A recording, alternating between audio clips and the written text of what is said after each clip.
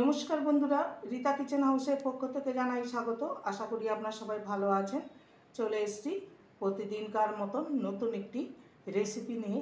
এখানে একটি পাত্রে মুসুর ডাল ভেজানো আছে।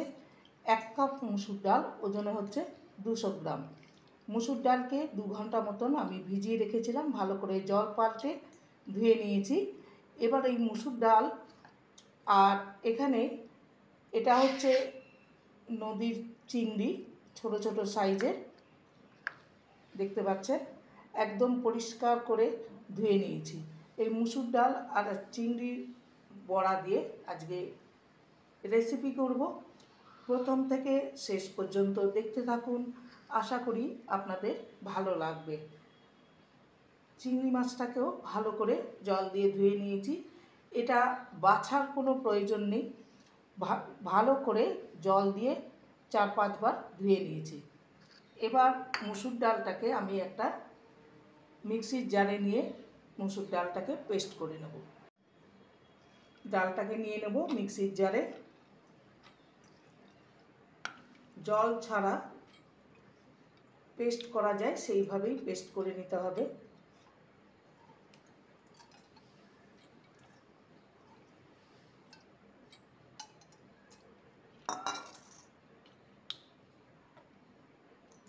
এটাকে পেস্ট করে নেব।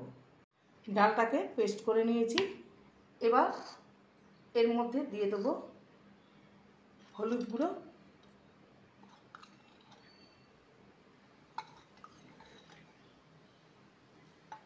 লবণ, আর দেবো লঙ্কার গুঁড়ো।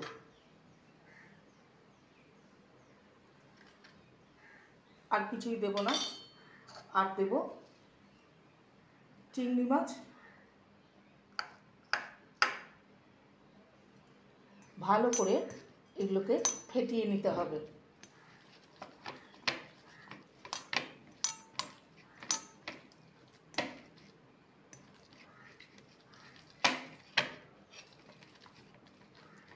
ভালো করে ফেটিয়ে নিলে বড়াগুলো খুব সুন্দর ফ্লপি হবে। ভালো করে ফেটিয়ে নিয়েছি। এবার এখানে দিয়ে দেবো 1/2 টিস্পুন কালো জিরে। বড়ার মধ্যে কালো জিরে করলে খেতে ভালো লাগবে। ভালো করে মিশিয়ে নেব। এবার চলে যাব বড়ার আকারে ভেজে নিতে। গ্যাসে কড়াই চাপিয়ে দিয়েছি, সর্ষের তেল দিয়ে দিয়েছি, তেলটা গরম হয়ে গেছে। এবার বড়ার আকারে ভেজে নেব।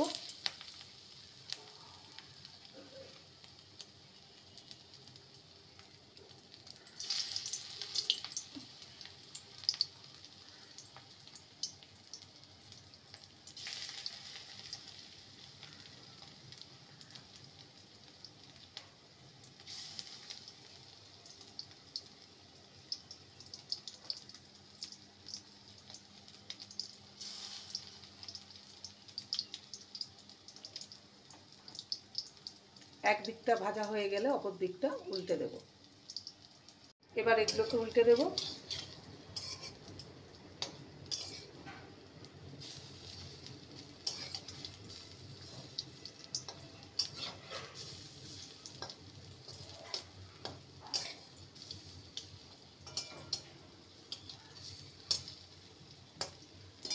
গ্যাসের আঁচটা মিডিয়ামে রেখে ভেজে নিতে হবে।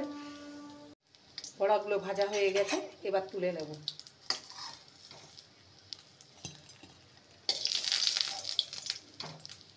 বাকি বড়াগুলো একইভাবেই ভেজে নেব। সমস্ত বড়া ভাজা হয়ে গেছে। ওই তেলে ডুমো ডুমো করে আলু কেটেছি, আলুটাকে ভেজে নেব। দিয়ে দেবো সামান্য হলুদ গুঁড়ো আর লবণ। লবণটা একদমই সামান্য দিয়েছি। আলুটাকে ভেজে নেব। আলুগুলো ভাজা হয়ে গেছে, এবারে তুলে নেব।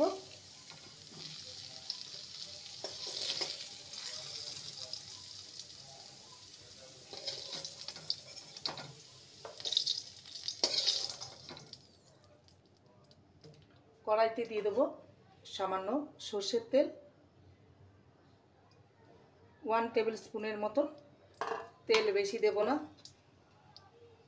তেলটা গরম হয়ে থাক। ফোড়নে দেব 1/2 টিস্পুন। তেলটা গরম হয়ে গেছে, এবার দিয়ে দেবো 1/2 টিস্পুন গোটা জিরে আর একটা তেজপাতাকে 2 টুকরো করে দিলাম। ফোড়নটাকে কয়েক সেকেন্ড ভেজে নেব। ফোড়নটা ভাজা হয়ে গেছে, এবার একটা মাঝারি সাইজের পেঁয়াজকে চপ করে নিয়েছি, সেই দেব পেঁয়াজ চপ।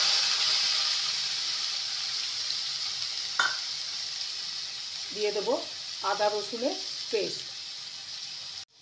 দিয়ে দেবো আদা রসুনের পেস্ট। ভালো করে কষিয়ে নেব। দিয়ে দেবো একটা মিডিয়াম সাইজের টমেটো কুচি, লবণ স্বাদ অনুযায়ী লবণ। লবণ দিলে টমেটোটা ভালো করে নরম হয়ে যাবে। ভালো করে কষিয়ে নেব।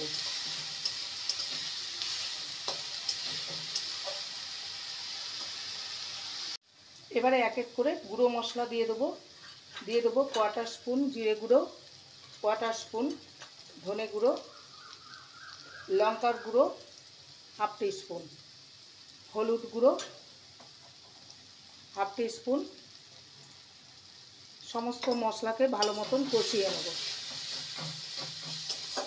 একটু সামান্য জল দেব, তাতে করে মশলাটা ভালো মতো কষানো হয়ে যাবে।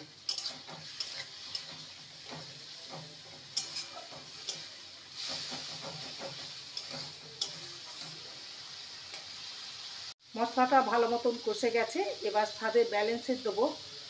স্বাদের ব্যালেন্সের জন্য দেব 1/2 টিস্পুন চিনি। ভালো করে আবারও কষিয়ে নেব। মশলাটা ভালো মতন কষে গেছে, এবারে ভেজে রাখা আলুর টুকরোগুলো দিয়ে দেবো। মশলার সাথে ভালো করে কষিয়ে নেব।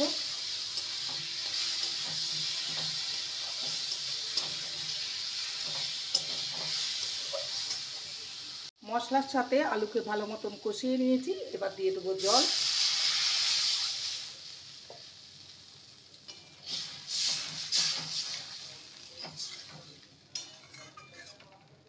এবার আলুটাকে কুক করে নেব, তার জন্য ঢাকা দিয়ে দেবো। ঢাকনাটা খুলে দেখে নেব আলুগুলো ঠিকঠাকভাবে সিদ্ধ হয়েছে কিনা। আলুগুলো সিদ্ধ হয়ে গেছে, এবারে দিয়ে দেবো গরম মশলার গুঁড়ো 1/2 টিস্পুন। ভালো করে নেড়ে নিয়ে বড়াগুলো দিয়ে 2 মিনিট ফুটিয়ে নেব।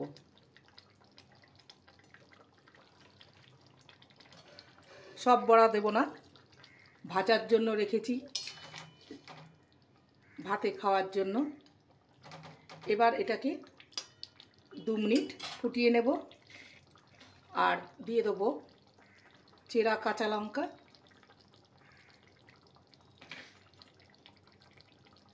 আবারও ঢাকা দিয়ে দেবো। 2 মিনিট হয়ে গেছে, বড়া দিয়ে ঝোলের সঙ্গে ফুটিয়ে নিয়েছি। এবার গ্যাসের ফ্লেমটাকে অফ করে দেব। 3 থেকে 4 মিনিট স্ট্যান্ডিং টাইম রেখে ফেরত আসছি।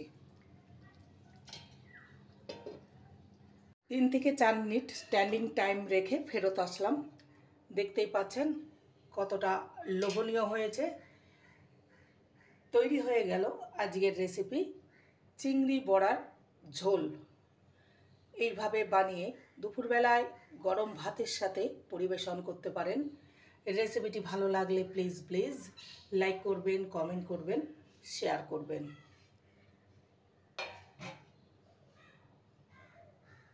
চ্যানেলটিকে সাবস্ক্রাইব করার অনুরোধ রইল। যারা নতুন বন্ধু রয়েছেন চ্যানেলটিকে সাবস্ক্রাইব করে পাশে থাকবেন, বেলটি অন করে দেবেন, নোটিফিকেশন চলে যাবে আপনাদের কাছে। দেখা হচ্ছে নেক্সট ভিডিওতে। নমস্কার।